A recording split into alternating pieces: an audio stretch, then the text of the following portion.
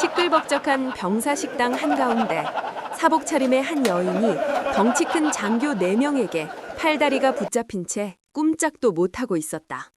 그녀의 앞에는 고상철 중령이 음식물이 가득 담긴 식판을 든 채 비열한 미소를 지으며 서 있었다. 촤악! 그는 들고 있던 식판을 그대로 여인의 머리 위로 뒤집어 엎었다. 흰 밥알과 시뻘건 김치 국물이 그녀의 머리카락과 어깨 위로 끈적하게 흘러내렸다. 그는 으르렁거리듯 말했다. 영웅이라도 되시겠다 이년아! 다 처먹어! 이게 바로 나의 정이다! 하지만 여인은 흔들리지 않았다. 그녀는 김치 국물이 흘러내리는 얼굴을 들어 그의 눈을 똑바로 쏘아보았다. 그녀의 목소리는 얼음장보다도 더 차가웠다. 고상철 중령, 귀관은 방금 군영법 제62조를 위반했다.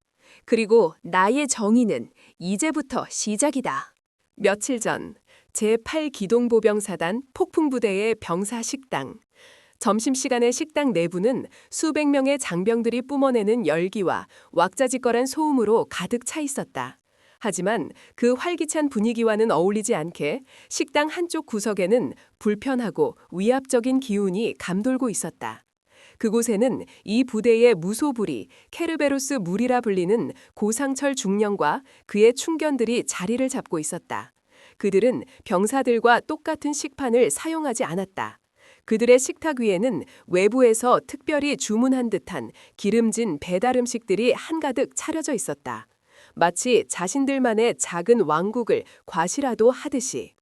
이소연 소장은 국방부 소속 병영문화 실태조사를 위한 전문위원이라는 가짜 신분을 위장한 채 그 광경을 조용히 지켜보고 있었다. 그녀는 갓 부임한 이 부대의 신임 사단장이었다.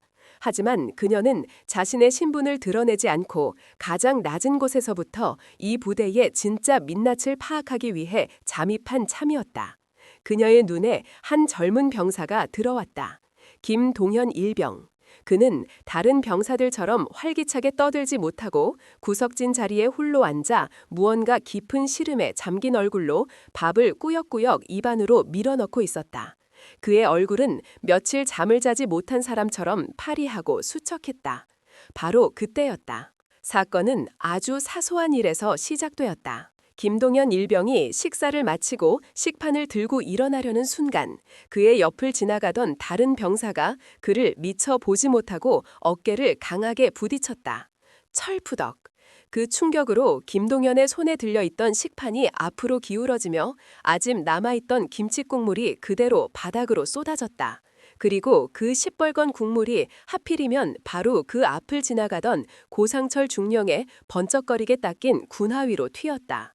순간 식당 전체가 얼어붙었다. 모든 소음이 멎었다. 고상철은 천천히 고개를 숙여 자신의 군화에 묻은 붉은 얼룩을 내려다보았다. 그리고 그의 얼굴이 흉측하게 일그러지기 시작했다. 이 씨발 새끼가 지금 눈가를 어디다 달고 다니는 거야? 그의 입에서 짐승 같은 고함이 터져나왔다. 김동현의 얼굴이 새하얗게 질렸다. 죄송합니다, 중령님. 제가 미처... 죄송하다는 말로 끝날 것 같아. 고상철은 그대로 김동현의 멱살이 움켜쥐고 그를 일으켜 세웠다. 니놈, 오늘 아주 죽고 싶어서 환장했구나. 안 그래? 그의 충견들 케르베로스 무리가 기다렸다는 듯이 자리에서 일어나 그들을 둘러쌌다. 퍽!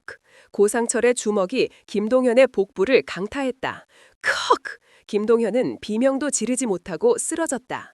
이 새끼가 아직도 정신을 못 차렸나? 그들은 쓰러진 김동현을 군화발로 무자비하게 짓밟기 시작했다. 수백 명의 병사들이 그 끔찍한 폭력의 현장을 지켜보고 있었지만 그 누구도 감히 나서서 그들을 말리지 못했다.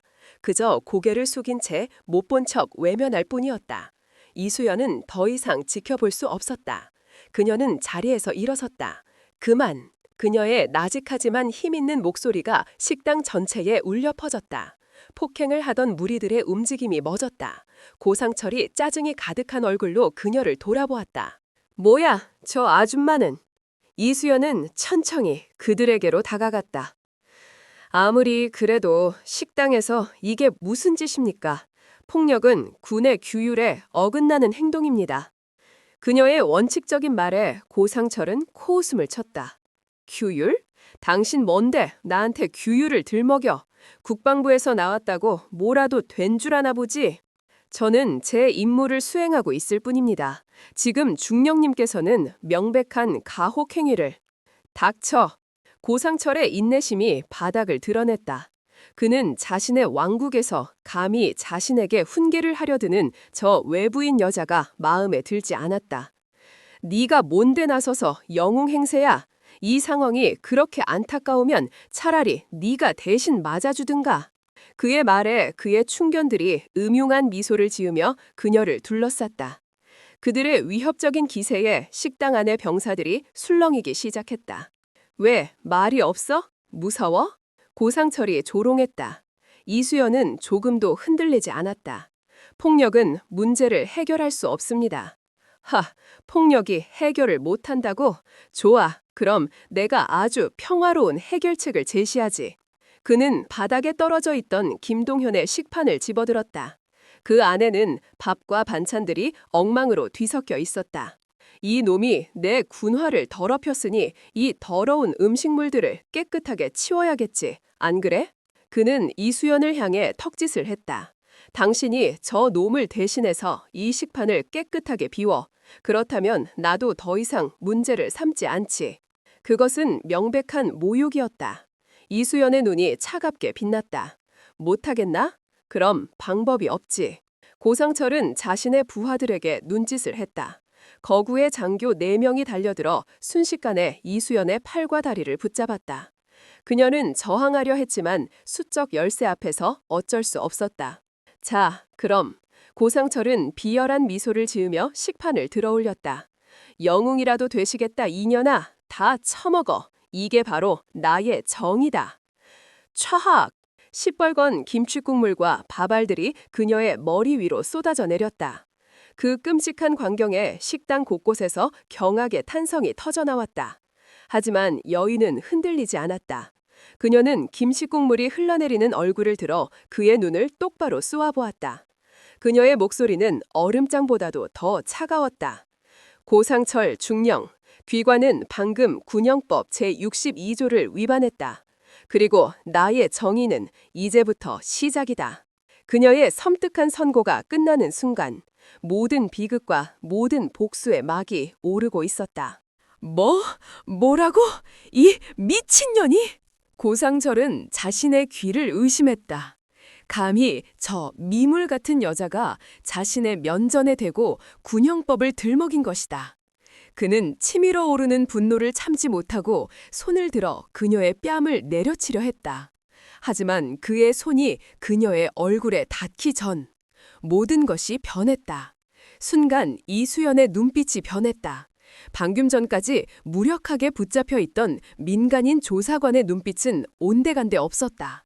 그 자리에는 수십 년간 피비린내 나는 전장을 누벼온 야수의 눈빛, 모든 감정이 거세된 채 오직 눈앞의 적을 무력화시키는 데만 집중하는 냉혹한 전사의 눈빛만이 번뜩이고 있었다.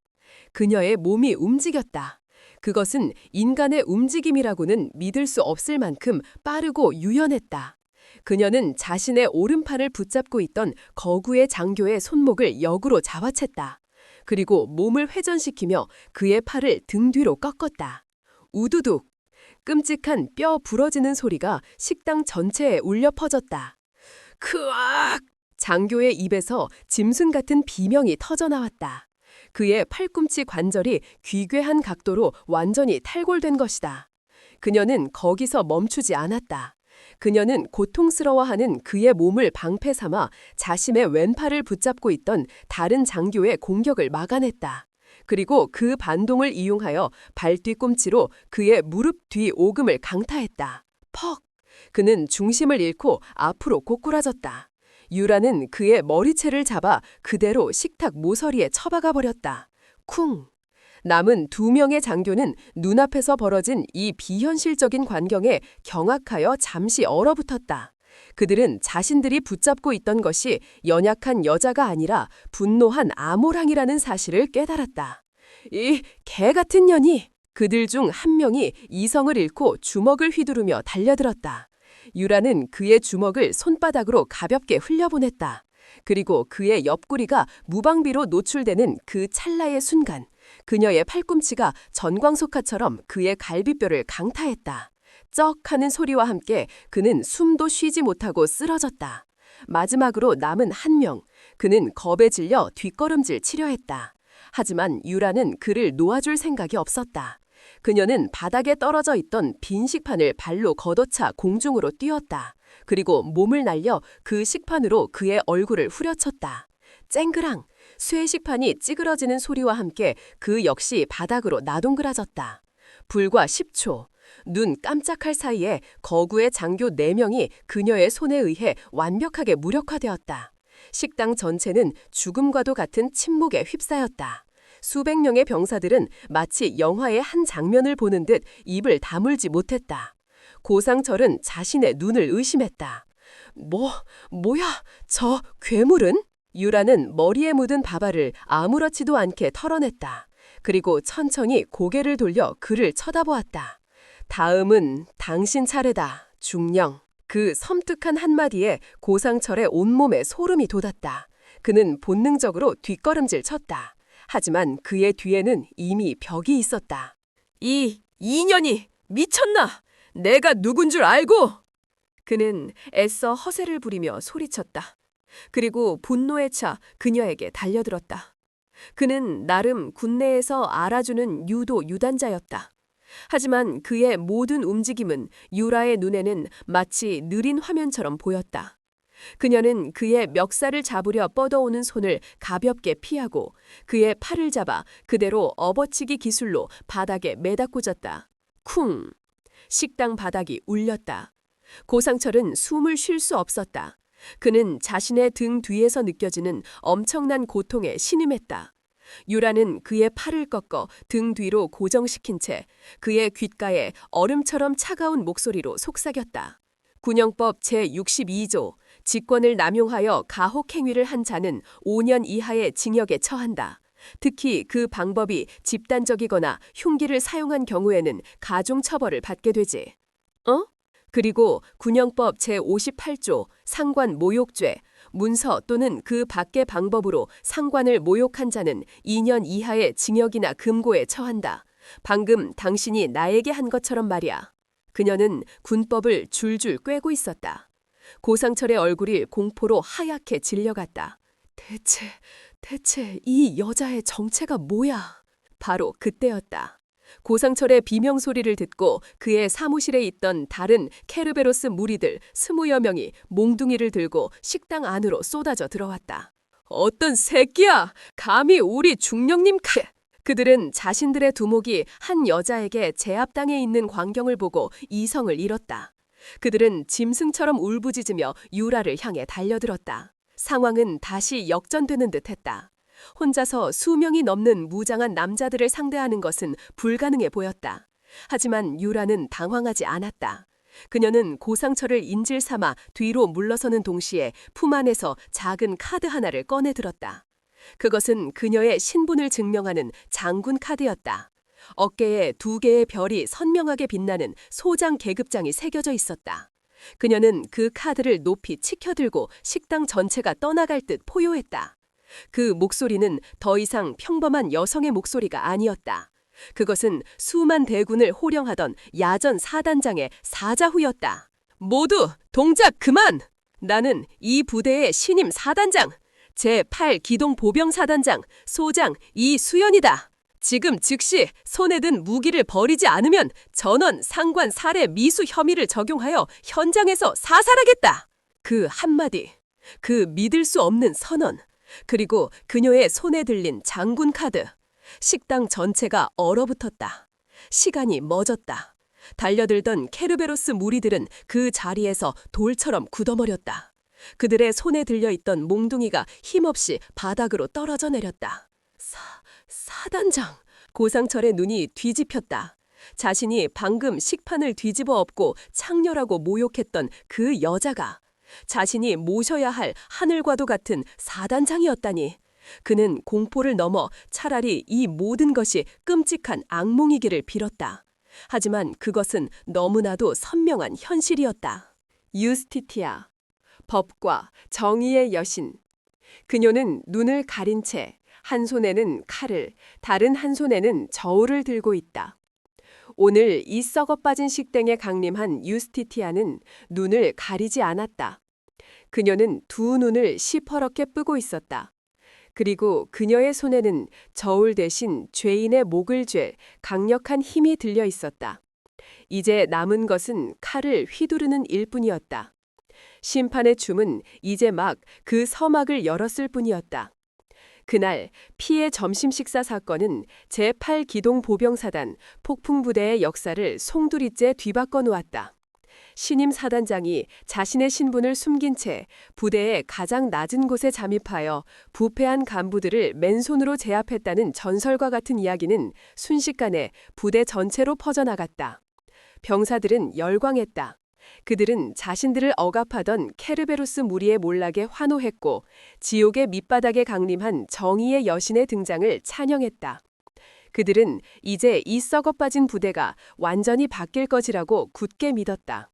고상철 중령과 그의 하수인들은 그 자리에서 현행범으로 체포되어 사단 헌병대 영창에 구속 수감되었다. 이수연 소장은 즉시 사건에 대한 공식적인 조사를 실시했다. 모든 것이 그녀의 완벽한 승리로 끝나는 듯 보였다. 하지만 그녀는 간과하고 있었다. 썩은 뿌리는 생각보다 훨씬 더 깊고 넓게 퍼져 있었다는 사실을, 그리고 진짜 악마는 아직 모습을 드러내지도 않았다는 끔찍한 진실을. 고상철의 직속 상관이자 이 부패의 사슬 그 정점에 있는 인물, 군단 부군단장 문태곤 준장. 그는 군내에서 가장 교활하고 노회한 정치군인으로 유명했다. 그는 자신의 권력과 부를 유지하기 위해 고상철과 같은 사냥개들을 군 곳곳에 심어놓고 그들의 비리를 비호해주며 막대한 상납금을 받아 챙기고 있었다. 고상철의 몰락은 그에게 위기였다. 고상철의 입이 열리는 순간 자신까지 위험해질 수 있었다. 그는 어떻게든 이 사건을 뒤집어야만 했다.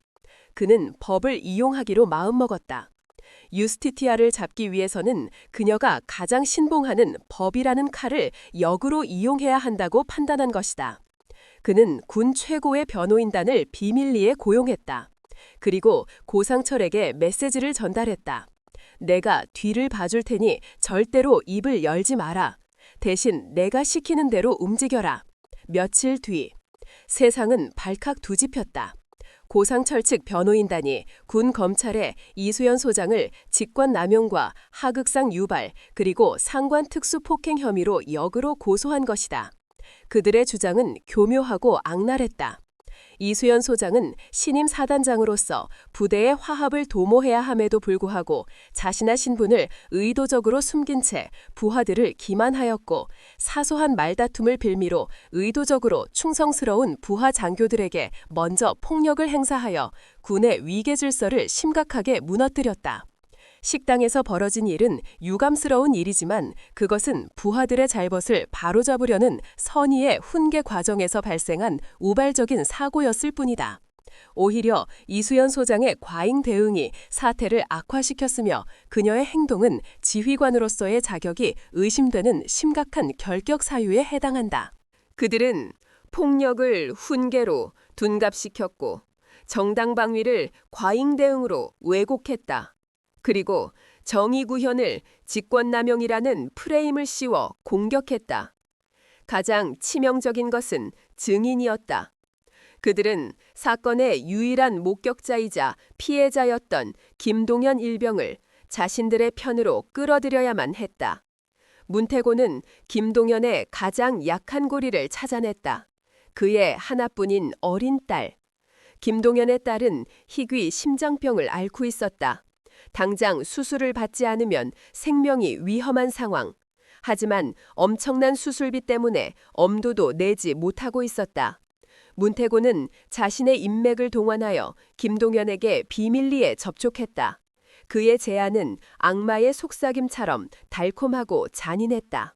자네가 법정에서 우리가 시키는 대로 증언만 해준다면 자네 딸의 수술비는 물론이고 평생 병원비까지 내가 모두 책임지겠네. 하지만 만약 끝까지 이수연의 편에 서서 우리를 배신한다면 자네 딸이 과연 무사히 수술을 받을 수 있을까? 이 나라 병원 어디에서도 자네 딸을 받아주지 않을 수도 있다는 사실을 명심하게. 그것은 회유이자 명백한 협박이었다. 김동현은 절망했다. 한쪽에는 자신을 구해준 정의의 여신이 있었다. 그리고 다른 한쪽에는 자신의 목숨보다 소중한 딸의 생명이 있었다. 그는 며칠 밤낮을 고뇌했다. 그는 괴로웠다. 군인으로서의 양심과 아버지로서의 본능 사이에서 그의 영혼은 갈갈이 찢겨나갔다. 결국 그는 아버지가 되기로 결심했다. 그는 눈물을 머금고 악마의 손을 잡았다. 며칠 뒤 열린 첫 공판. 증인으로 출석한 김동현은 떨리는 목소리로 준비된 거짓말을 토해냈다. 그날 식당에서 이수연 소장님께서 먼저 고상철 중령님께 시비를 거셨습니다. 그리고 갑자기 저희에게 폭력을 행사하셨습니다. 저희는 그저 자신을 방어하려 했을 뿐입니다.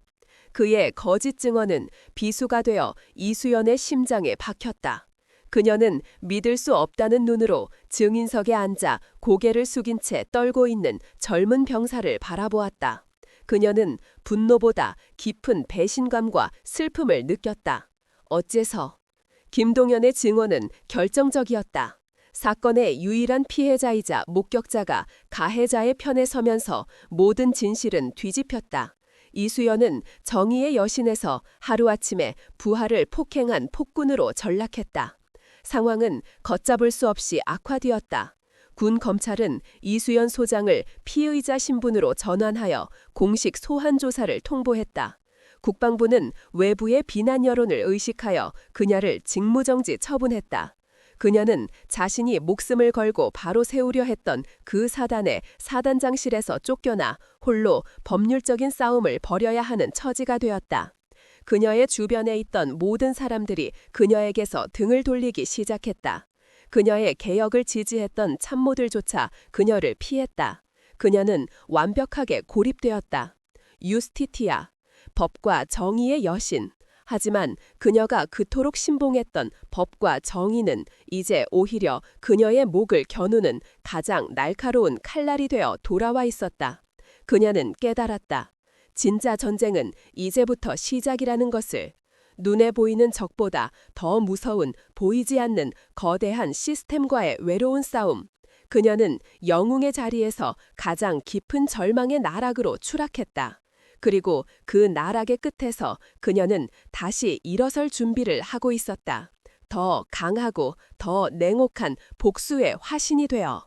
법률의 덫은 시작에 불과했다. 문태군 준장은 이수연을 단순히 법적으로만 무너뜨리는 것에서 만족하지 않았다. 그는 그녀의 모든 것을 파괴하기로 마음먹었다. 그녀의 명예, 그녀의 자존심, 그리고 그녀가 군인으로서 평생을 바쳐 지켜온 모든 신념까지도. 그는 자신이 가장 잘하는 무기를 꺼내들었다. 바로 소문이라는 보이지 않는 칼날이었다. 그는 군 내부에 거미줄처럼 퍼져 있는 자신의 인맥을 총동원하여 이수연에 대한 악의적인 헛소문을 퍼뜨리기 시작했다. 소문은 교묘하게 각색되고 왜곡되었다. 그 여자 원래 성격 이상하기로 유명했잖아. 사관학교 시절부터 남자 동기들 밟고 올라서려고 수단 방법 안 가렸다고 하더군. 이번 사건도 결국 지 성질 못 이겨서 벌인 일이래. 신임 사단장이라고 너무 기고만장해서 부하들 군기 잡으려다 사고 친 거지. 피해자 진술이 나왔는데도 끝까지 자기 잘못 인정 안 하는 거 봐. 아주 독한 여자야. 저런 사람이 사단장이라니 부대원들만 불쌍하지. 소문은 꼬리에 꼬리를 물고 눈덩이처럼 불어났다. 처음에는 반신반의하던 사람들도 계속되는 악의적인 소문에 서서히 물들어갔다. 진실은 중요하지 않았다. 사람들은 자극적이고 흥미로운 이야기를 원했고 문태고는 그들의 입맛에 맞는 완벽한 악녀 스토리를 제공했다. 이수연은 하루아침에 정의의 여신에서 권력에 미친 마녀로 전락했다. 그녀를 향한 시선이 달라졌다. 그녀가 직무정지 상태로 머물고 있던 사단장 관사의 문 앞에는 더 이상 그녀에게 경례를 붙이는 부하들이 없었다. 그녀가 잠시 산책이라도 하러 나서면 마주치는 모든 장교와 병사들이 그녀를 벌레 보듯 피하거나 등 뒤에서 노골적으로 수군거렸다. 저 여자래, 이번에 사고 친 사단장. 츠츠, 여자 주제에 별을 다니까 눈에 뵈는 게 없나 보지. 그 경멸의 시선들은 그 어떤 물리적인 폭력보다 더 아프게 그녀의 가슴을 찔렀다. 가장 고통스러운 것은 그녀가 지키려 했던 이들의 배신이었다. 사건 당일 식당에서 고상철의 폭력에 신음하던 수백 명의 병사들. 그들은 이제 그녀를 구원자가 아닌 문제아로 취급했다. 괜히 나서서 일을 크게 만들었어. 그냥 조용히 넘어갔으면 아무 일도 없었을 텐데. 저 여자 때문에 우리 부대 전체가 욕먹고 있잖아. 그들은 자신들을 짓밟던 폭력에는 침묵했지만 그 폭력에 맞서 싸운 영웅에게는 돌을 던졌다. 그것이 나약한 인간의 본성이었다. 이수연은 완벽하게 혼자가 되었다. 그녀는 자신이 지휘해야 할 부대 안에서 가장 위험한 내부의 적으로 낙인 찍혔다. 그녀는 마치 투명인간처럼 철저하게 고립되었다. 그녀의 관사는 섬이 되었다. 그녀는 매일 밤 홀로 잠에서 깨어나 이 끝이 보이지 않는 정신적인 전쟁과 싸워야 했다. 내가 정말 틀렸던 것일까? 그냥 모른 척 지나쳤어야 했을까? 수많은 의심과 자책이 독사처럼 그녀의 마음을 파고들었다. 그것이 바로 문태곤이 노렸던 것이었다. 그는 그녀가 이 고독의 무게를 견디지 못하고 스스로 무너져 내리기를 바랐다. 하지만 그는 아테나를 얕보았다. 그녀는 포기하지 않았다. 오히려 그녀는 이 처절한 고독 속에서 더욱 강해지고 있었다. 그녀는 자신을 향해 쏟아지는 모든 비난과 조롱을 분노의 연료로 삼았다. 그녀는 밤새 군법전을 파고들었고 이 부당한 법률의 덫을 깨부술 단 하나의 약한 고리를 찾아 헤맸다. 그녀는 믿었다. 진실은 결코 가라앉지 않는다는 것을. 그리고 어둠이 깊을수록 새벽은 더 가까이 와 있다는 것을. 그녀는 기다리고 있었다. 자신을 배신했던 그 젊은 병사 김동연. 그의 마음속에 남아있을 아주 작은 양심의 불씨가 다시 타오를 그 순간을. 그것만이 이 지옥 같은 전쟁을 끝낼 수 있는 유일한 희망이었다.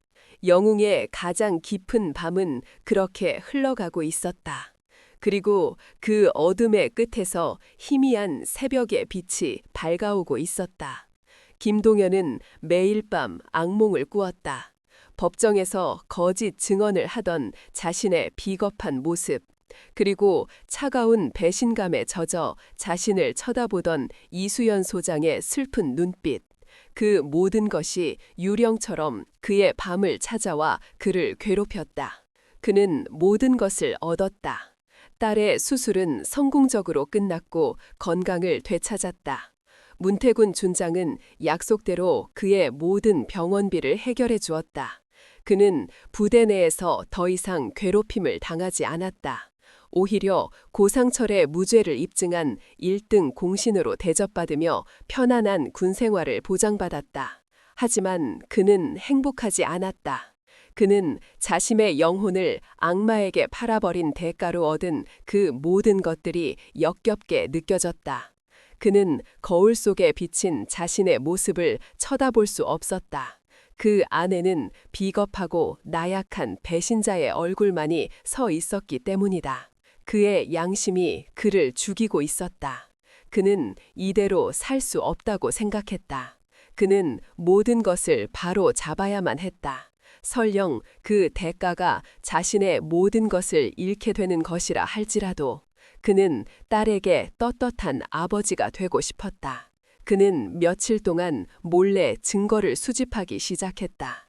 그는 과거 고상철의 심부름을 하며 우연히 목격했던 그의 비리 현장을 기억해냈다. 그는 위험을 무릅쓰고 야간 근무를 자원하여 고상철이 부대 밖 건설업체 관계자를 만나 뇌물 봉투를 주고받는 장면을 자신의 휴대폰으로 몰래 촬영했다. 화질은 좋지 않았지만 그들의 범죄 행각을 입증하기에는 충분한 증거였다. 그리고 마침내 그는 결심했다. 그는 깊은 밤 모두가 잠든 틈을 타 경계병들의 눈을 피해 사단장 관사로 향했다. 이수연은 그날 밤도 서재에서 뜬 눈으로 밤을 새우고 있었다. 그녀는 산더미 같은 법률 서적에 파묻혀 이 부당한 싸움을 끝낼 방법을 찾고 있었다. 똑똑, 고요한 밤의 정적을 깨는 작은 노크 소리가 들려왔다. 이 시간에 그녀를 찾아올 사람은 아무도 없었다. 그녀는 경계심을 늦추지 않고 문으로 다가갔다. 문 밖에는 김동연 일병이 고개를 푹 숙인 채 서 있었다. 그의 얼굴은 눈물로 얼룩져 있었고 그의 손에는 작은 USB 하나가 들려 있었다. 김, 일병, 자네가 이 시간에 어쩐 일인가? 수연의 목소리는 차가웠다. 그녀는 아직 그를 용서할 수 없었다. 그 차가운 목소리에 김동연은 그대로 그녀의 발밑에 무릎을 꿇었다. 소장님, 제가 죽을 죄를 지었습니다. 그는 바닥에 엎드려 어린아이처럼 통곡하기 시작했다. 저를 용서하지 마십시오. 차라리 저를 헌병대에 넘겨 벌을 받게 해주십시오. 저는 군인의 자격도 인간의 자격도 없는 놈입니다. 흐흑. 수연은 아무 말 없이 그의 등을 내려다보았다.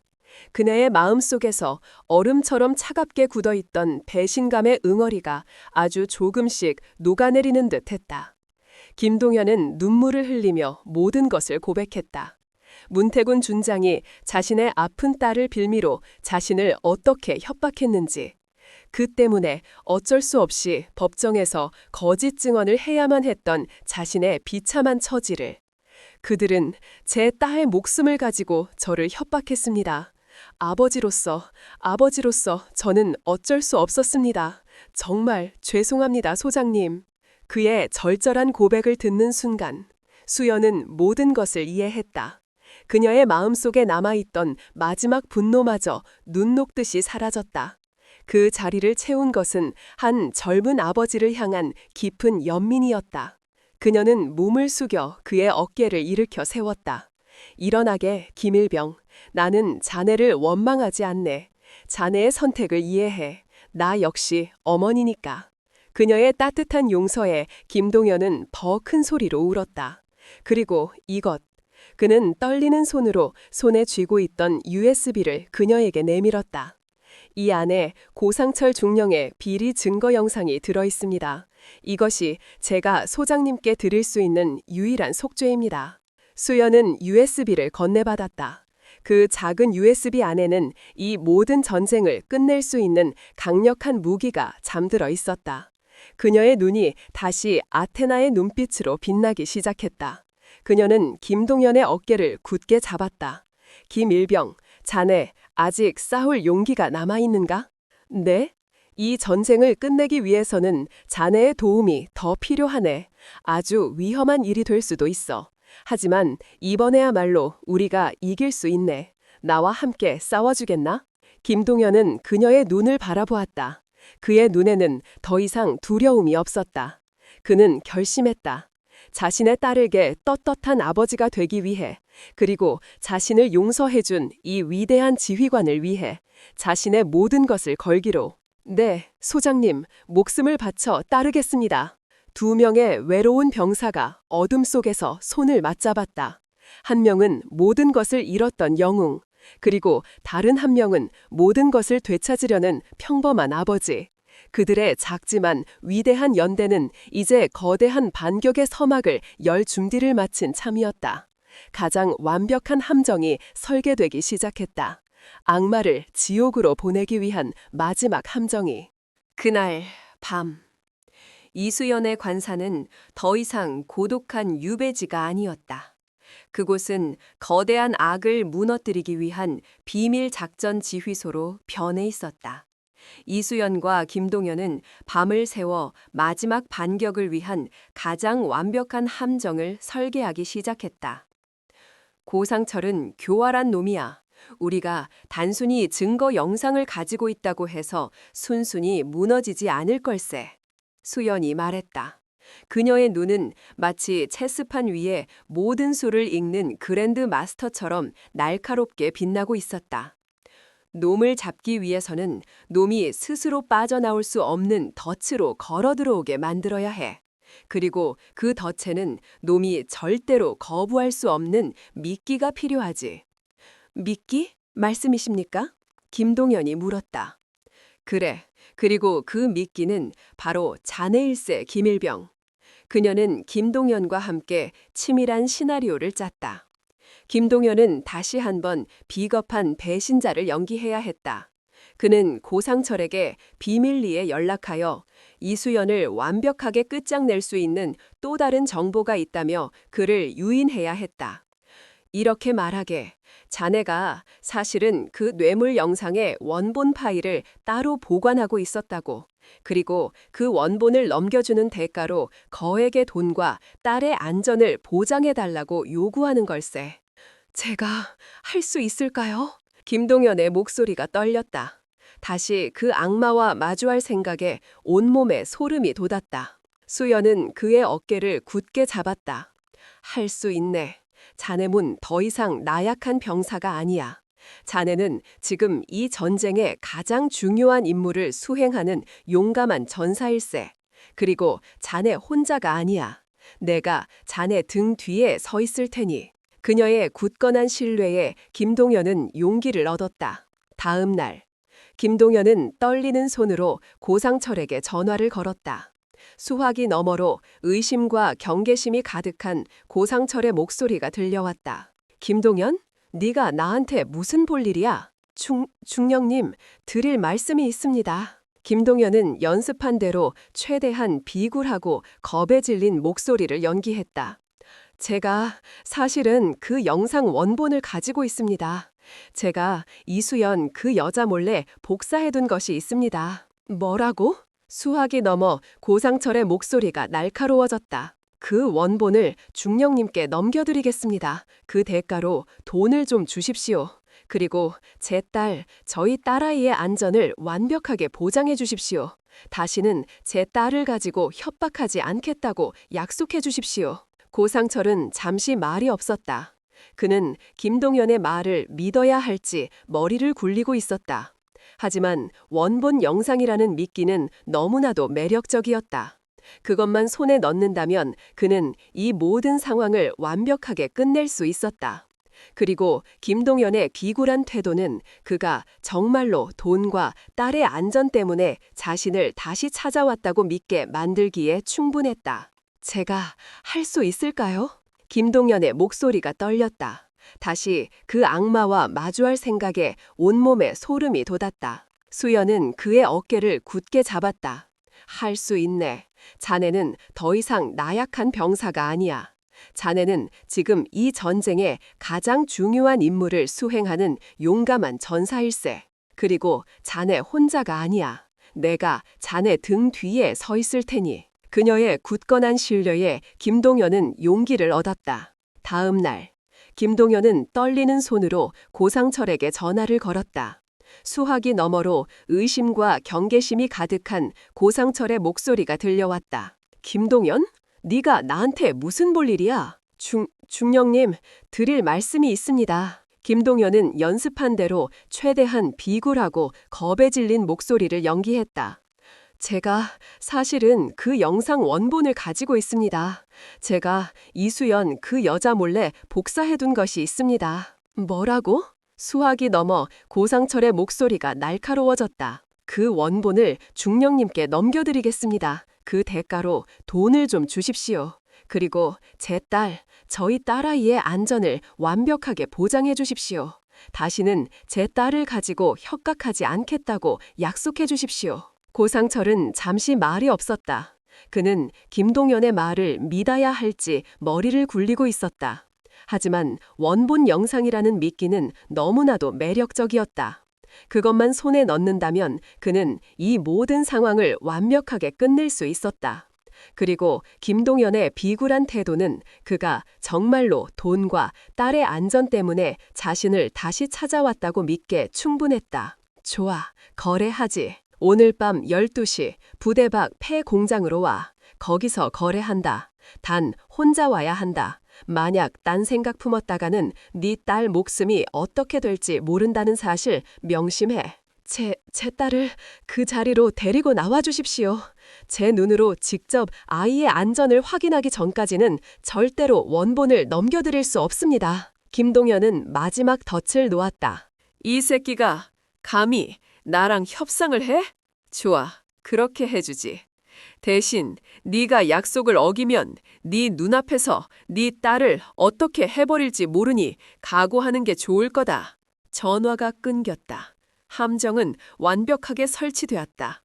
고상철은 자신이 사냥을 한다고 생각했지만 사실은 제 발로 도살장으로 걸어 들어오고 있었던 것이다. 그날 밤 부대 외곽에 버려진 폐공장, 음산하고 스산한 바람만이 깨진 유리창 틈으로 새어 들어오고 있었다. 고상철과 그의 충견들 케르베로스 무리가 먼저 도착했다. 그들의 손에는 몽둥이와 칼이 들려 있었다. 그들은 김동연에게서 원본 영상을 빼앗은 뒤 그 자리에서 그를 살해하고 암매장을 작정이었다. 그들 중 한 명의 품에는 겁에 질려 울고 있는 어린 여자아이가 안겨 있었다. 김동연의 딸이었다. 잠시 후 약속된 시간이 되자 김동연이 홀로 공장 안으로 걸어 들어왔다. 그의 얼굴은 공포로 하얗게 질려 있었다. 왔나, 배신자 새끼. 고상철이 비웃으며 말했다. 원본은 가져왔겠지? 제 딸은 무사한 겁니까? 김동연은 떨리는 목소리로 물었다. 네 눈으로 직접 확인해. 고상철이 손짓하자 부하가 아이를 앞으로 내밀었다. 아빠! 아이는 울며 아빠에게 달려가려 했지만 거구의 남자에게 붙잡혀 꼼짝도 할 수 없었다. 자, 이제 네 차례다. 원본을 넘겨. 김동연은 주머니에서 작은 USB 하나를 꺼내 바닥으로 던졌다. 고상철이 부하에게 눈짓했다. 부하가 달려가 USB를 주워 휴대용 노트북에 연결했다. 파일 안에는 영상이 들어 있었다. 고상철이 뇌물을 받는 바로 그 영상이었다. 하하하, 이 멍청한 새끼, 이걸 정말로 가져올 줄이야. 고상철은 쾌재를 불렀다. 그는 이제 모든 것이 끝났다고 생각했다. 그는 부하들에게 눈짓했다. 이제 볼일 다 끝났으니 저 두 부자를 깨끗하게 청소해버려라. 그의 잔인한 명령이 떨어지는 순간 공장 밖에서 수십 개의 서치라이트 불빛이 일제히 켜지며 공장 내부를 대낮처럼 밝혔다. 뭐야? 고상철과 그의 무리들이 당황하여 소리치는 순간 공장의 모든 창문과 출입문이 굉음과 함께 폭발했다. 그리고 그 깨진 틈으로 검은 전투복의 그림자들이 섬광탄과 함께 쏟아져 들어왔다. 움직이지 마. 움직이면 쏜다. 이수연의 직속 특임대 요원들이었다. 그들은 순식간에 고상철과 그의 무리들을 완벽하게 제압했다. 이 모든 광경이 그들이 설치해둔 비밀 카메라에 고스란히 녹화되고 있었다. 아동 납치, 금품 갈취, 살인 협박. 그들은 스스로 자신들의 죄를 입증하는 가장 완벽한 증거를 남긴 것이다. 공장의 어두운 구석에서 이수연이 천천히 모습을 드러냈다. 그녀는 겁에 질려 떨고 있는 김동연의 딸에게 다가가 그녀를 안아 올렸다. 그리고 아이의 눈을 가려주며 부드럽게 속삭였다. 이제 다 끝났단다, 아가야. 무서웠지? 이제 괜찮아. 그리고 그녀는 고개를 들어 바닥에 엎드려 있는 고상철을 차갑게 내려다보았다. 고상철, 중령, 아동 납치 현행범으로 체포한다. 당신은 변호사를 선임할 권리가 없다. 아테나의 완벽한 함정은 그렇게 막을 내렸다. 하지만 그녀는 알지 못했다. 이것이 끝이 아니라는 것을. 진짜 거대한 악마는 아직 어둠 속에 숨어 이 모든 것을 지켜보고 있다는 끔찍한 진실을, 마지막 전쟁이 그녀를 기다리고 있었다. 폐공장의 공기는 화약 냄새와 먼지, 그리고 패배한 짐승들의 거친 숨쉬로 가득 차 있었다. 고상철과 그의 케르베로스 무리는 차가운 바닥에 머리를 처박은 채 특임대원들의 군화발에 무력하게 짓밟혀 있었다. 불과 몇 분 전까지만 해도 이 공간에 왕처럼 군림하던 그들의 오만함은 온데간데 없었다. 이럴 수가, 함정이었어. 고상철은 피가 섞인 침을 뱉으며 중얼거렸다. 그는 아직도 자신이 어떻게 당했는지 실감하지 못하는 듯했다. 공장의 어두운 그림자 속에서 강희수연이 천천히 모습을 드러냈다. 그녀의 한 팔에는 겁에 질려 떨고 있는 김동연의 어린 딸이 안겨 있었다. 그녀는 아이의 눈을 자신의 손으로 가려 이 끔찍한 광경을 보지 못하도록 했다. 그녀는 바닥에 엎드려 있는 고상철의 앞에 멈춰섰다. 그녀의 눈빛에는 분노나 증오 따위는 없었다. 오직 벌레를 보는 듯한 차가운 경멸만이 서려 있었다. 고상철, 네 놈의 가장 큰 실수가 무엇인지 아나? 그녀가 나직이 물었다. 고상철은 대답하지 못했다. 그것은 네가 나를 얕보았다는 것이 아니다. 그것은 네가 군법을 어겼다는 것도 아니다. 그녀는 자신의 품에 안겨있는 어린아이를 내려다보았다. 니농의 가장 큰 실수는 감히 건드려서는 안 될 것을 건드렸다는 것이다. 바로 아버지의 이름을. 그녀의 목소리는 조용했지만 그 안에 담긴 무게는 천근만근 무거웠다. 김동연 일병은 자신의 딸을 지키기 위해 기꺼이 악마에게 영혼을 팔 각오가 되어 있었던 평범한 아버지였다. 그런데 너는 그 숭고한 부성애를 이용하여 그를 협박하고 너의 더러운 범죄에 끌어들였다. 너는 군인이기 이전에 인간으로서 가장 추악한 죄를 저지른 것이다. 그녀는 김동연을 돌아보았다. 그는 딸이 무사하다는 사실에 안도하며 뜨거운 눈물을 흘리고 있었다. 김일병, 이제 자네가 직접 저 악마를 심판하게. 그녀의 말에 김동현은 고개를 들었다. 그는 눈물을 닦고 비틀거리며 일어섰다. 그리고 자신을 지옥으로 몰아넣었던 원수 고상철에게로 다가갔다. 그의 눈에는 더 이상 두려움이 없었다. 오직 분노와 결의만이 이글거리고 있었다. 당신, 그가 떨리는 목소리로 입을 열었다. 당신은 내 인생 전부를 망가뜨렸어. 하지만 나는 당신을 증오하지 않아. 당신은 그저 불쌍한 인간일 뿐이니까. 그는 자신의 주머니에서 구겨진 종이 한 장을 꺼내 그의 얼굴 앞에 던졌다. 그것은 그의 딸이 병원에서 그린 그림이었다. 그림 속에는 군복을 입은 아빠가 딸의 손을 잡고 환하게 웃고 있었다. 나는 내 딸에게 이런 아빠로 기억되고 싶었어. 하지만 당신 때문에 나는 내 딸 앞에서 거짓말쟁이, 배신자가 되어야만 했지. 나는 당신을 용서할 수 없어. 그는 바닥에 침을 뱉었다. 당신은 평생을 감옥 안에서 당신이 저지른 죄의 대가를 치르게 될 거야. 당신이 짓밟았던 모든 이들의 눈물을 기억하며 말이야. 그의 그 담담한 선고가 고상철의 마지막 남은 자존심마저 완전히 무너뜨렸다. 그는 차라리 자신을 때려 죽이를 바랐다. 하지만 김동현은 그에게 폭력이 아닌 용서하지 않겠다는 가장 잔인한 형벌을 내린 것이다. 고상철은 고개를 숙인 채 짐승처럼 울부짖었다. 모든 심판은 끝났다. 이수연은 특임대 팀장에게 명령했다. 이 자들을 모두 국방부 직할 교도소로 압송해 단 한 명의 낙오자도 없이. 예, 알겠습니다. 그녀는 아이를 안은 채 공장 밖으로 걸어 나왔다. 차가운 밤 공기가 그녀의 뺨을 스쳤다. 모든 것이 끝난 듯 했다. 하지만 그녀는 알고 있었다. 이것이 끝이 아니라는 것을. 고상철은 그저 거대한 뱀의 꼬리에 불과하다는 것을. 진짜 머리는 아직 어둠 속에 숨어 이 모든 것을 지켜보고 있다는 끔찍한 진실을. 문태곤. 그녀의 눈이 차갑게 분났다. 이제 당신 차례야.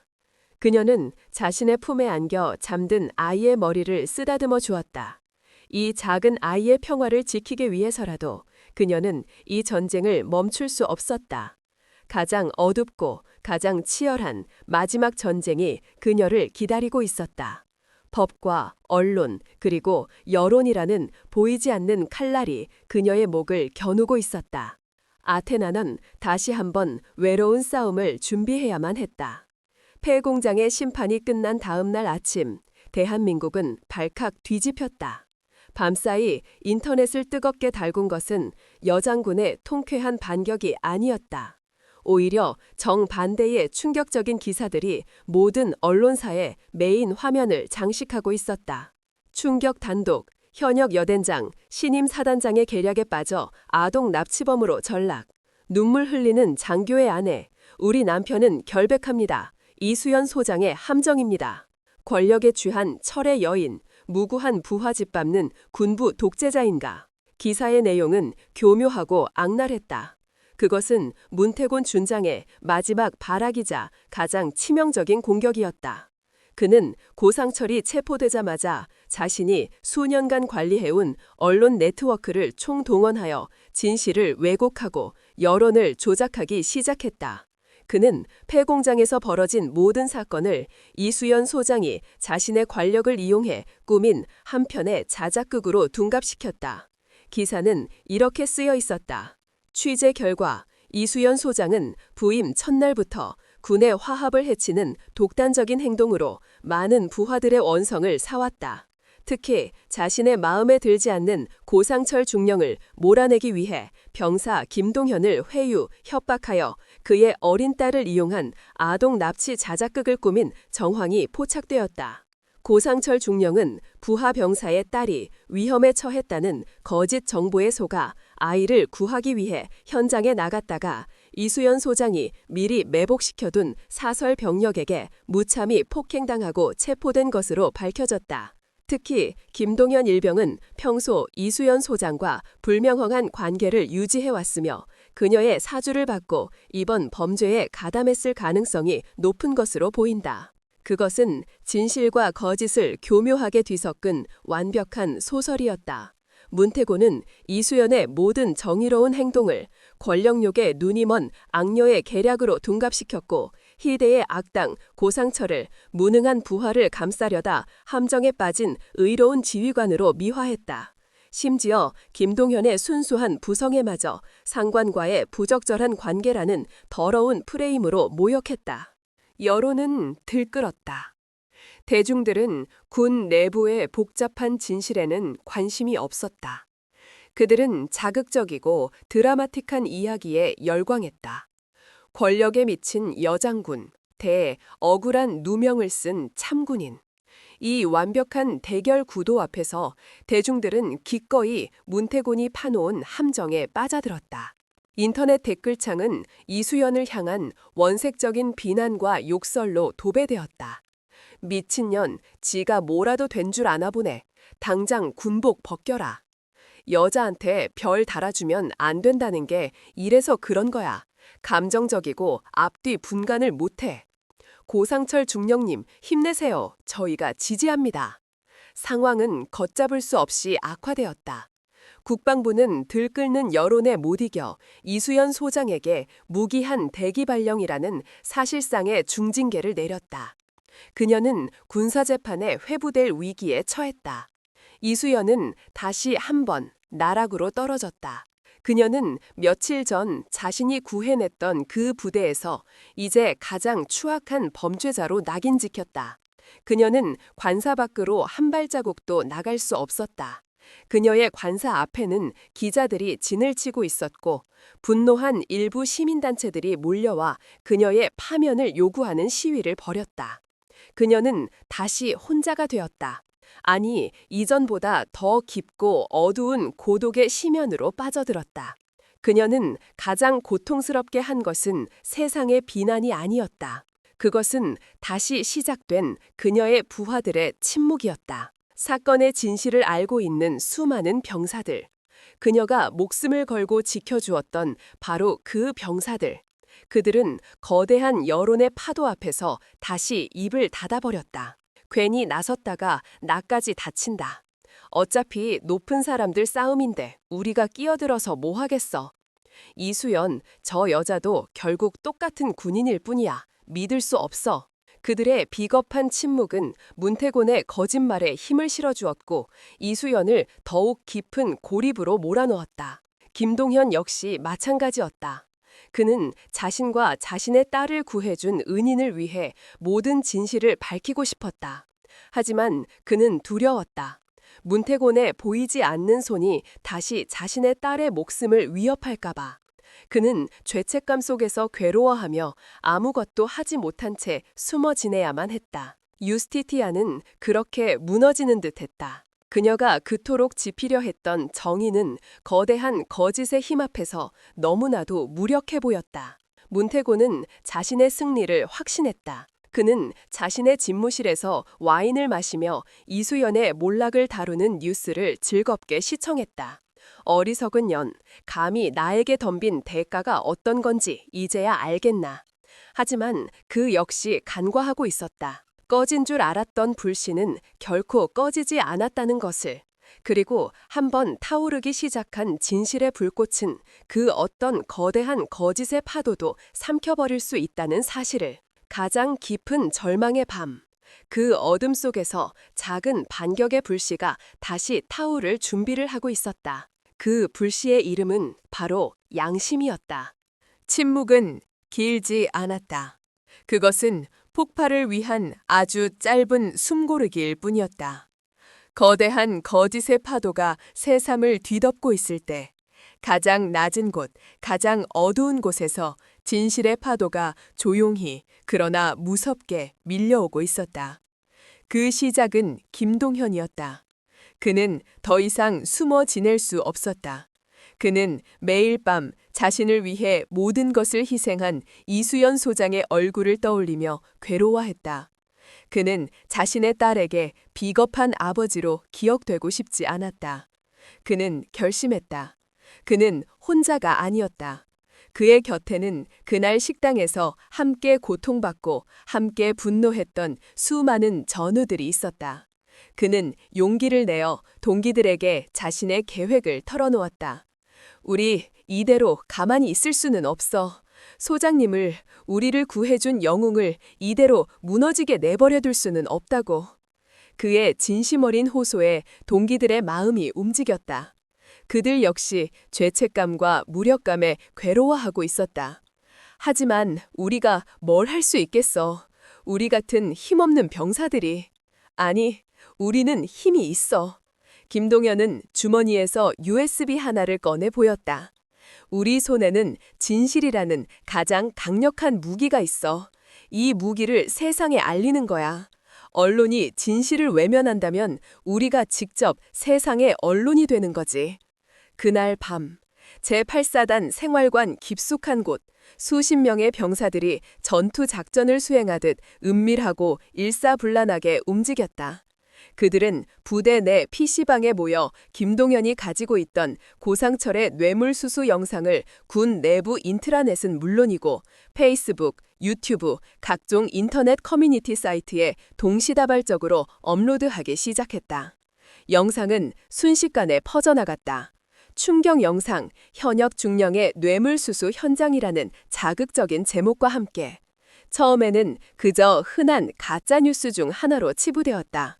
하지만 영상 아래로 달리기 시작한 댓글들이 모든 판도를 바꾸어 놓았다. 저는 제8사단 폭풍부대 소속의 현역 병사입니다. 이 영상은 모두 사실입니다. 영상 속의 인물은 저희 여단장 고상철 중령이 맞습니다. 저도 증언하겠습니다. 저는 고상철 중령에게 상습적으로 폭행을 당했습니다.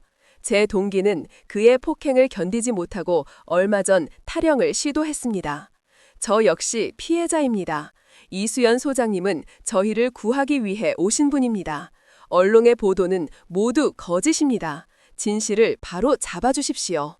하나의 용기 있는 고백이 수십, 수백 개의 또 다른 고백을 낳았다.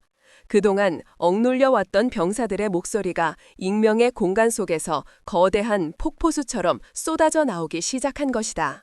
그들의 증언은 너무나도 생생하고 구체적이어서 어떤 악의적인 댓글 부대도 감히 막을 수 없었다. 미투 운동이 군대 버전으로 재현된 것이다. 우리가 증인이다 라는 해시태그가 SNS를 뒤덮기 시작했다. 상황은 걷잡을 수 없이 커져갔다. 군 인권센터를 비롯한 시민단체들이 움직이기 시작했고 야당 국회의원들이 국방부를 상대로 진상조사를 요구하고 나섰다. 문태곤과 그에게 매수된 언론사들은 당황했다. 그들은 이 온라인의 폭풍을 잠재우기 위해 기사를 삭제하고 댓글을 차단하려 애썼다. 하지만 이미 엎질러진 물이었다. 진실의 불길은 이미 온 세상으로 번져나간 후였다. 여론은 하루아침에 180도 뒤집혔다. 이수연은 권력에 미친 마녀에서 거대한 불의에 맞서 싸운 외로운 영웅으로 재조명되었다. 분노한 대중들의 화살은 이제 이수연이 아닌 국방부와 문태곤 그리고 그에게 부역했던 기레기 언론들을 향하고 있었다. 이수연 소장님을 복직시켜라. 국방부는 진실을 규명하라. 문태곤을 구속하라. 청와대 국민청원 게시판에는 이수연의 복직과 재수사를 요구하는 청원이 올라와 단 하루 만에 50만 명의 동의를 얻었다. 이수연은 자신의 관사에서 이 모든 광경을 지켜보고 있었다. 그녀의 눈에서 뜨거운 눈물이 흘러내렸다. 그녀는 혼자가 아니었다. 자신을 믿어주고 자신을 위해 싸워주는 수많은 김동현들이 그녀의 등 뒤에 서 있었다. 그녀는 다시 일어설 용기를 얻었다. 아니, 그녀는 다시 싸워야 할 명분을 찾았다. 자신을 위해서가 아니라 자신을 믿어준 그 수많은 젊은 영혼들을 위해서. 그녀는 자리에서 일어섰다. 그리고 119가 아닌 다른 번호를 눌렀다. 국방부 장관 직통 번호였다. 장관님, 저 이수연입니다. 그녀의 목소리는 그 어느 때보다도 단단하고 강인했다. 저에게 모든 권한을 위임해 주십시오. 이 전쟁을 끝낼 수 있는 마지막 열쇠를 제가 가지고 있습니다. 온라인의 폭풍은 이제 현실의 폭풍이 되어 모든 부패의 뿌리를 뽑아낼 준비를 마친 참이었다. 유스티티아의 진짜 심판은 이제 시작될 터였다. 이번에는 그녀 혼자가 아니었다.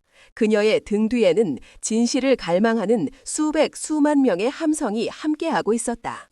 온라인의 폭풍은 모든 것을 바꾸어 놓았다. 들끓는 여론 앞에서 국방부는 더 이상 침묵할 수 없었다. 대통령의 특별 지시가 하달되었다. 이수연 소장 직무복귀 및 군비리 특별수사위원회 위원장으로 임명.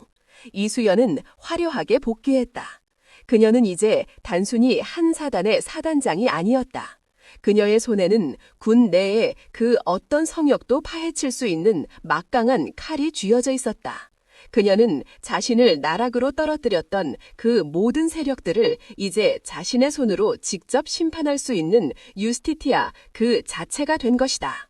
그녀의 첫 번째 칼날은 당연히 문태곤 준장을 향했다. 하지만 그녀는 성급하게 움직이지 않았다. 문태곤은 고상철과는 비교도 할 수 없는 교활하고 거대한 뱀이었다. 섣불리 건드렸다가는 오히려 역공을 당할 수 있었다. 그의 솜통을 끊기 위해서는 단 한 번의 기회에 심장을 꿰뚫을 수 있는 완벽한 독침이 필요했다. 그녀는 자신에게 제보를 해온 수백 명의 병사들의 질문을 하나하나 다시 검토하기 시작했다. 그리고 그 수많은 증언들 속에서 아주 작지만 결정적인 단서 하나를 발견했다. 문태곤 준장님은 매주 금요일 밤이 되면 혼자서 군단 본부 지하 2층의 자료 보관실로 향했습니다. 그곳은 일반 병사들은 물론이고 웬만한 간부들도 출입이 통제되는 비밀스러운 공간이었습니다. 지하 2층, 자료 보관실. 유라의 직감이 번뜩였다. 그곳에 무언가 있다. 그녀는 특수수사위원회의 권한으로 군단 본부의 모든 CCTV 영상을 확보했다. 그리고 밤을 새워 지난 몇 년간의 금요일 밤 영상을 분석했다. 그녀의 예상은 맞았다. 문태곤은 어김없이 매주 금요일 밤 11시가 되면 홀로 지하 2층 자료 보관실로 향했다. 그는 그곳에서 약 30분간 머물다 나오곤 했다. 그곳에 바로 문태곤의 판도라의 상자가 숨겨져 있는 것이 틀림없었다. 문제는 그 자료 보관실이 군 내에서도 가장 보안이 삼엄한 곳 중 하나라는 점이었다. 두꺼운 강철문과 최첨단 생체 인식 잠금 장치, 그리고 24시간 감시 카메라까지. 정식 압수수색 영장을 발부받아 들어간다 해도 그가 미래의 증거를 인멸해버릴 시간은 충분했다. 전공법으로는 안 돼. 놈의 허를 찔러야 해. 유라는 다시 한번 치밀한 작전을 세웠다. 그녀는 먼저 문태곤을 안심시키기로 했다. 그녀는 언론에 아직 문태곤 준장의 혐의를 입증할 결정적인 증거는 발견되지 않았다는 정보를 의도적으로 흘렸다. 그리고 수사 방향을 고상철의 개인 비리 쪽으로만 집중하는 척 연기했다. 문태곤은 그녀의 연막 작전에 완벽하게 속아 넘어갔다. 그는 이수연이 결국 자신의 꼬리만 자르고 끝낼 것이라고 판단했다. 그는 경계심을 풀고 예전처럼 다시 대담하게 움직이기 시작했다. 그리고 운명의 금요일 밤이 찾아왔다. 그날 밤 군단 본부 전체에 갑작스러운 정전 사태가 발생했다. 모든 전력이 차단되고 비상 발전기가 돌아가기까지 약 5분. 완벽한 암흑의 시간이 찾아왔다. 그것은 유라가 미리 설계해 놓은 무대였다.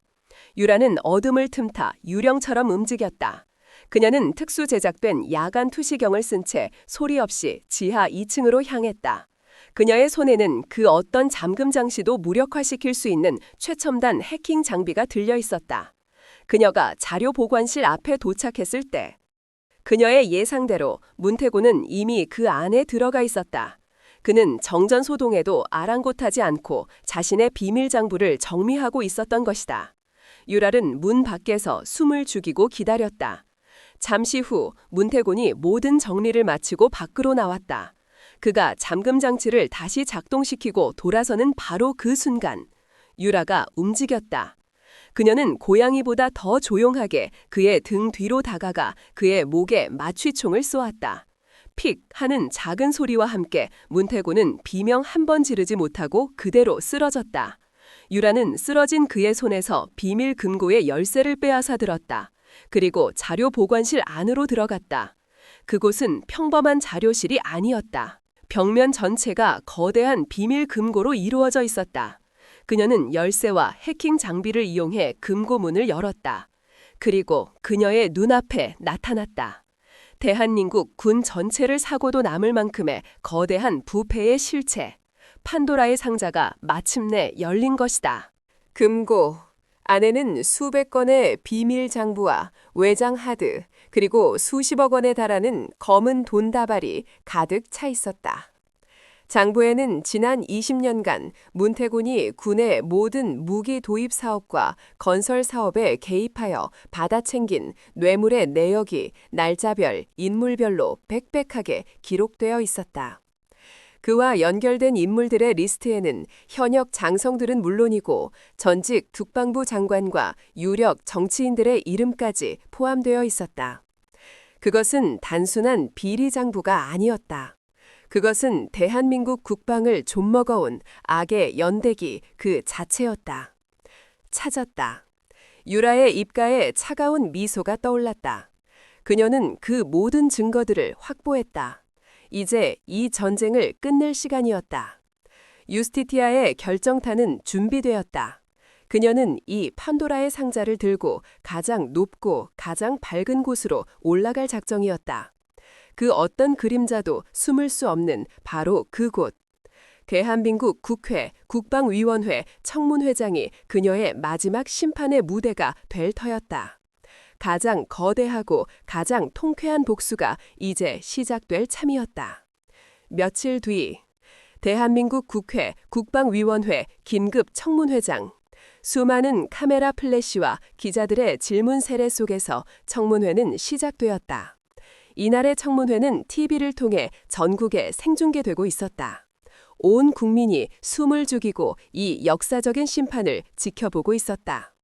증인석에게는 얼마 전까지 대한민국 군의 막강한 실세였던 문태곤 준장이 초췌한 얼굴로 앉아 있었다. 그는 여전히 자신의 혐의를 완강하게 부인하고 있었다. 존경하는 위원장님, 그리고 위원님 여러분, 저는 억울합니다. 이 모든 것은 저를 음해하려는 이수연 소장의 정치적인 모함일 뿐입니다. 저에게는 아무런 증거도 없습니다. 그는 마지막까지 뻔뻔한 거짓말로 상황을 모면하려 했었다. 그는 이수연이 자신의 판도라의 상자를 손에 넣었다는 사실은 꿈에도 알지 못하고 있었다. 바로 그때 청문회장의 뒷문이 열리고 또 다른 증인이 모습을 드러냈다. 이수연 소장이었다. 그녀는 한치의 흐트러짐도 없는 소장 예복을 입고 당당한 걸음으로 증인석을 향해 걸어왔다. 그녀의 한 손에는 묵직한 검은색 서류 가방이 들려 있었다. 그 안에는 한 제국의 역사를 끝장낼 무서운 진실이 잠들어 있었다. 그녀는 문태곤의 바로 옆 증인석에 앉았다. 두 사람의 시선이 허공에서 날카롭게 부딪혔다. 증인 이수연, 증인은 문태곤 증인의 주장에 대해 어떻게 생각하십니까? 국방위원장의 무거운 질문이 던져졌다. 이수연은 마이크를 잡았다. 저는 저의 생각으로 답변하지 않겠습니다. 저는 오직 사실과 증거로만 답변하겠습니다. 그녀는 자신이 가져온 검은 가방을 열었다. 그리고 그 안에서 수백 건의 검은색 비밀 장부들을 꺼내 증인석 위로 산더미처럼 쌓아올리기 시작했다.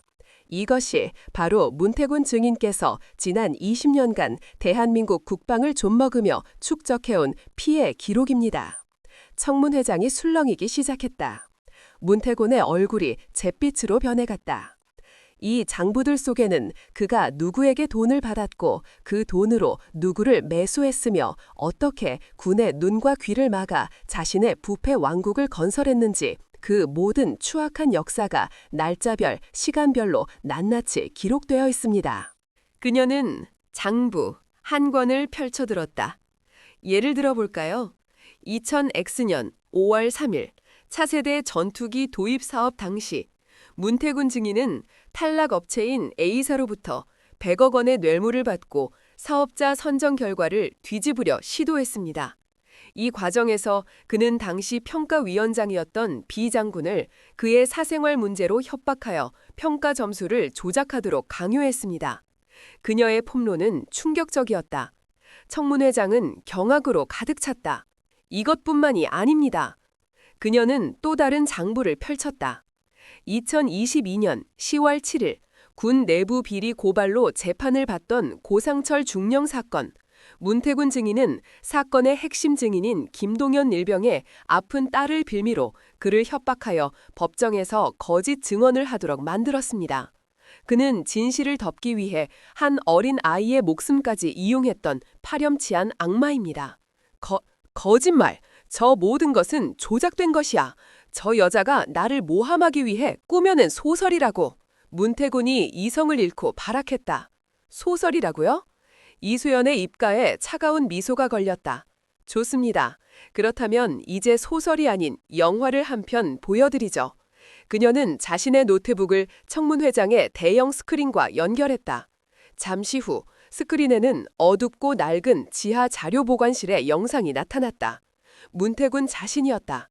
그가 비밀 금고를 열고 돈다발과 장부를 세고 있는 장면이 고스란히 담겨 있었다. 유라가 그를 제압하기 전 미리 설치해둔 초소형 몰라카메라에 찍힌 영상이었다.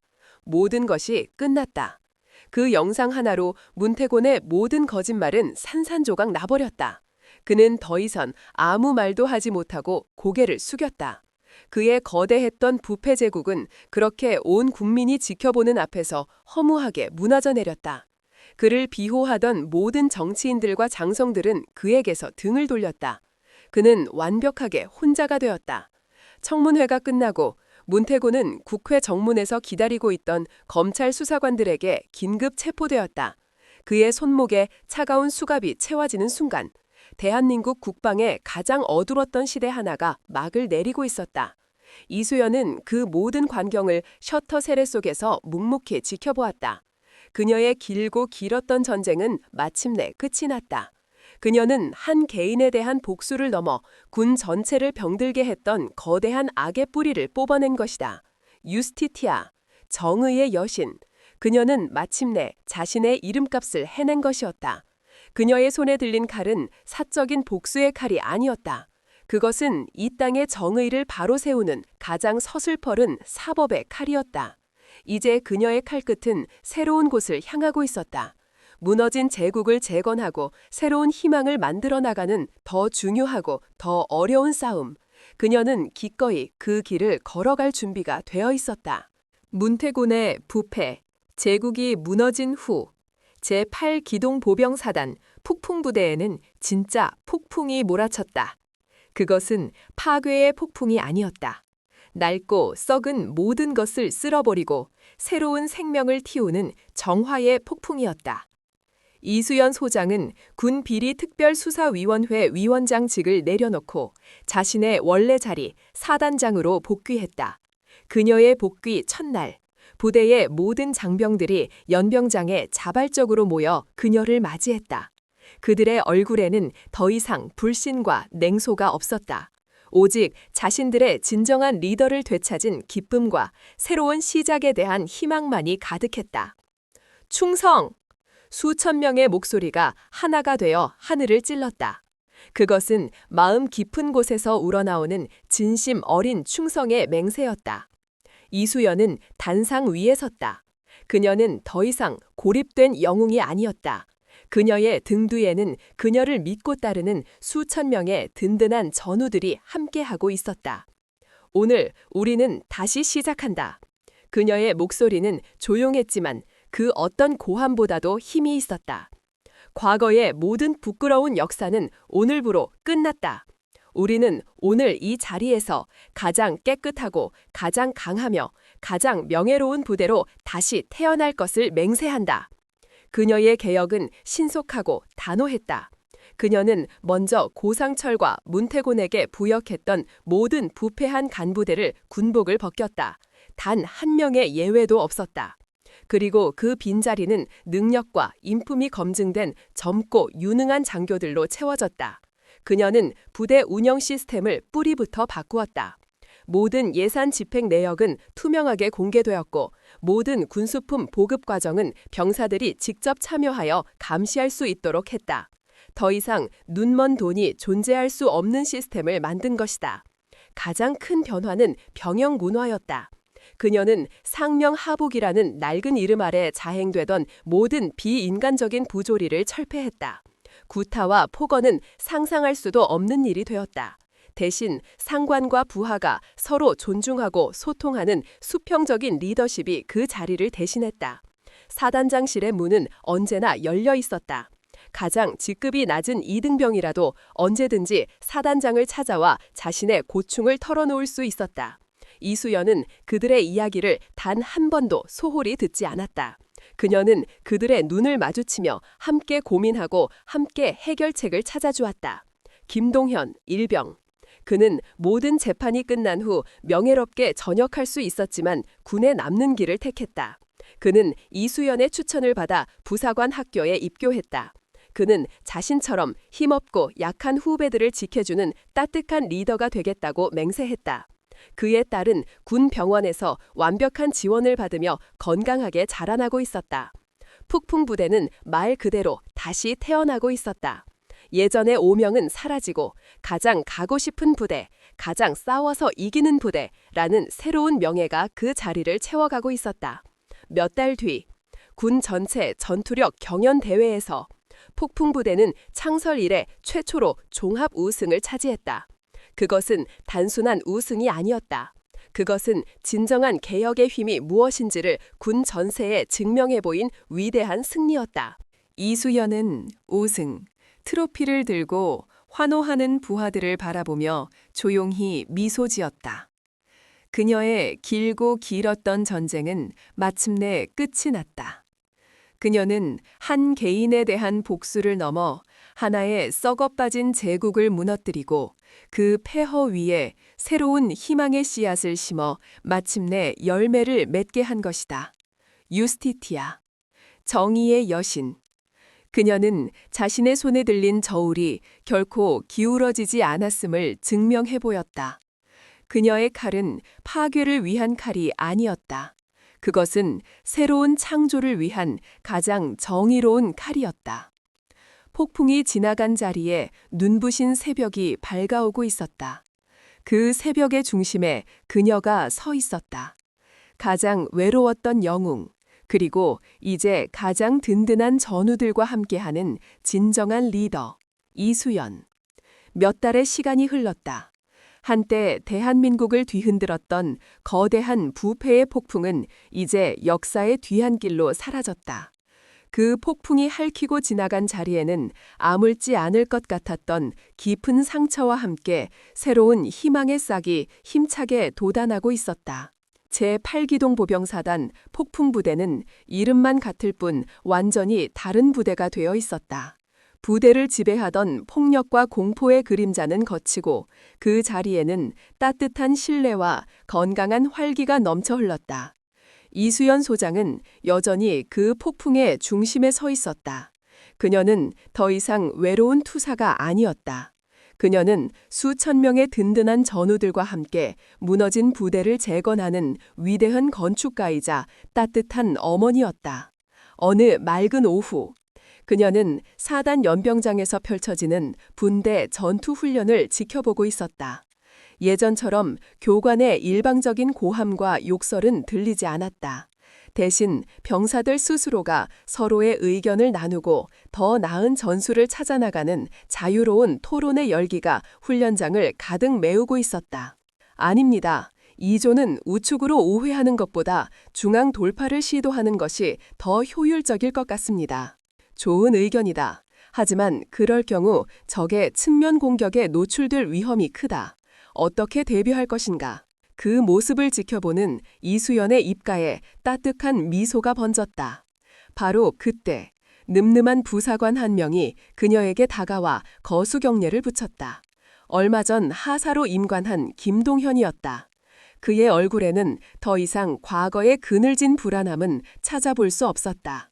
그의 눈은 자신감과 책임감으로 빛나고 있었다. 그의 품에는 아빠의 군복을 입고 해맑게 웃고 있는 어린 딸이 안겨 있었다. 충성, 하사 김동현, 훈련 준비 상황 보고드립니다. 수고가 많다 김하사. 따님도 아빠 닮아서 아주 씩씩해 보이는군. 감사합니다 사단장님. 모두 사단장님 덕분입니다. 그들의 짧은 대화. 그 안에는 말로 다 표현할 수 없는 깊은 신뢰와 유대감이 담겨 있었다. 그들은 함께 지옥을 헤쳐나온 전우였다. 그 평화로운 광경 위로 내레이터의 목소리가 조용히 흐르기 시작했다. 한 사람이 전쟁을 시작할 수는 있습니다. 하지만 그 전쟁에서 승리하기 위해서는 공동체 전체가 필요합니다. 이수연 소장의 싸움은 2번이었습니다. 첫 번째 싸움은 병사 식당에서 벌어졌습니다. 그것은 눈에 보이는 적, 고상철과 그의 무리들과의 물리적인 싸움이었습니다. 그 싸움에서 그녀는 혼자서 이겼습니다. 그녀는 압도적인 힘으로 악을 제압한 완벽한 영웅이었습니다. 하지만 그녀의 진짜 전쟁은 그 이후에 시작되었습니다. 두 번째 싸움. 그것은 보이지 않는 적, 문태곤과 그가 조종하는 거대한 시스템과의 정신적인 전쟁이었습니다. 법률, 언론, 그리고 여론이라는 교묘한 칼날 앞에서 그녀는 무력했습니다. 그 두 번째 전쟁에서 그녀는 처참하게 패배했습니다. 그녀가 혼자였기 때문입니다. 그녀가 목숨을 걸고 지켜주었던 수많은 병사들은 침묵했습니다. 진실은 거대한 거짓의 파도 속에 잠겨버렸고 영웅은 가장 깊고 어두운 고독의 나락으로 떨어졌습니다. 그녀의 주변에는 아무도 없었습니다. 그것이 그녀의 인생에서 가장 길고 끔찍했던 밑바닥의 시간이었습니다. 하지만 바로 그 가장 깊은 절망의 순간에 기적은 시작되었습니다. 꺼져버린 줄 알았던 작은 불씨들이 다시 타오르기 시작한 것입니다.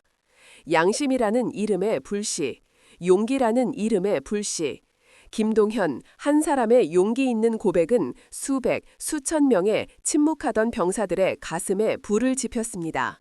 그들은 더 이상 방관자가 되기를 거부했습니다.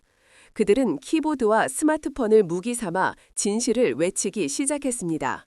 그들의 작은 목소리들이 모여 거대한 온라인의 폭풍이 되었고 그 폭풍은 마침내 거짓의 성벽을 무너뜨렸습니다. 진정한 용기란 무엇일까요?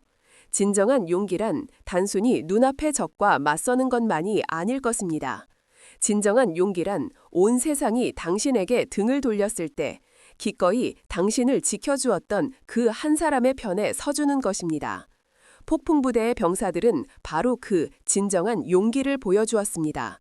그들의 그 용기가 무너져가던 영웅을 다시 일으켜 세웠고 마침내 이 길고 길었던 전쟁을 승리로 이끌었습니다. 유스티티아, 정의의 여신은 혼자서 심판하지 않습니다. 그녀의 저울이 올바르게 작동하기 위해서는 그 저울 위에 기꺼이 자신의 양심을 올려놓을 수 있는 수많은 사람들의 용기가 필요합니다. 이제 당신에게 묻습니다. 연대는 모든 것을 바꿀 수 있는 힘을 가지고 있습니다.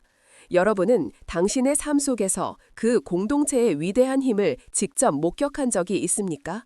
학교에서, 직장에서 혹은 당신이 속한 작은 사회 안에서 함께 목소리를 내어 부당함을 바로잡았던 경험이 있습니까?